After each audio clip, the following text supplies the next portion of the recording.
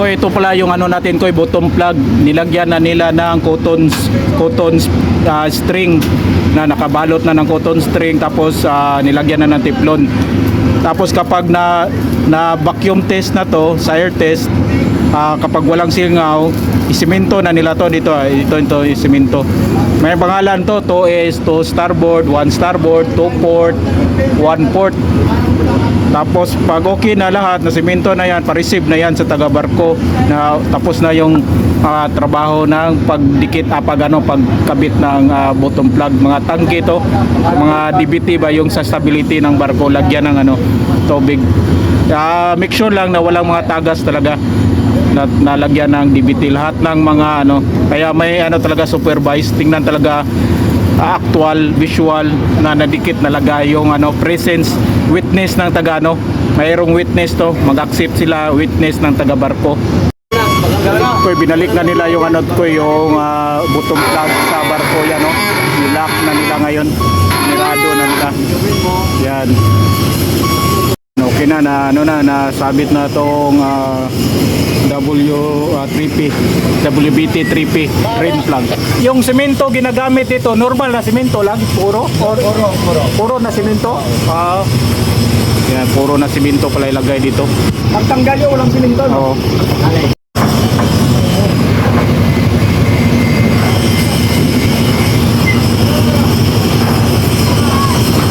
Lagyan to na purong semento yan ito. Yung WBT 3P ballast number 3 port side.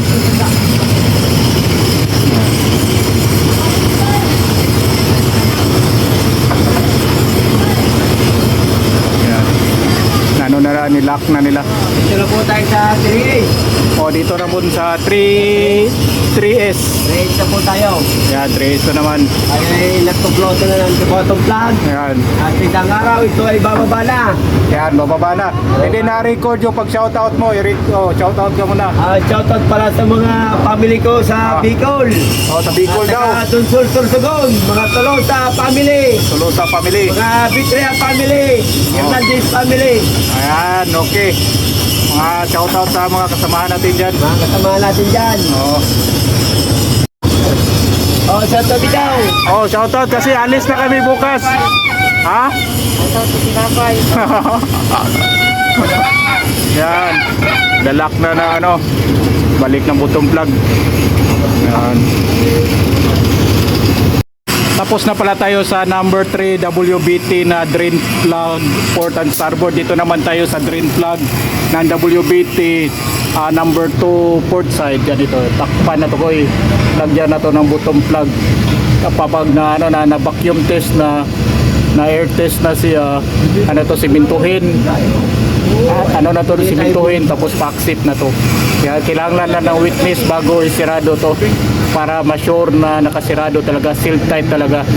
Kasi pasukan na to ng tubig. I-lunch na kami bukas ko sa sa labas. Hindi na kami dito sa lupa, sa lupa. Dito na kami doon sa shiplip, doon sa palutang na tong barko, kaya kailangan nakasirado talaga to. Shoutout yung aming bisor. Shoutout sa bisor may dyan. installation nitong drain plug. Yung nag-installation sa drain plug pala. Yan shoutout kay sir. Yan, bisor natin yan. Si Ronnie Bubihis, taga Gonsilio. Si Ronnie Bubihis, taga Gonsilio. Salamat sir. Datok na nila Yan. At tanggalan tingga. Tanggalin na yung tingga. Yan.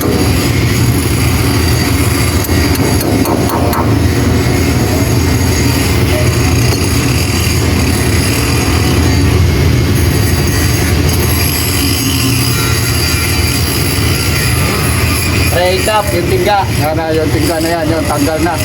Tanggal na.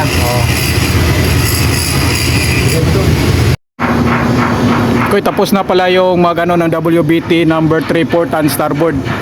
Ngayon naman sa WBT sila ngayon dito sa number 2 port and starboard sila. Tapos sa number 2, ito na naman yung takpan nila. Itong WBT number 1 port and starboard. Lagyan na to ng drain plug.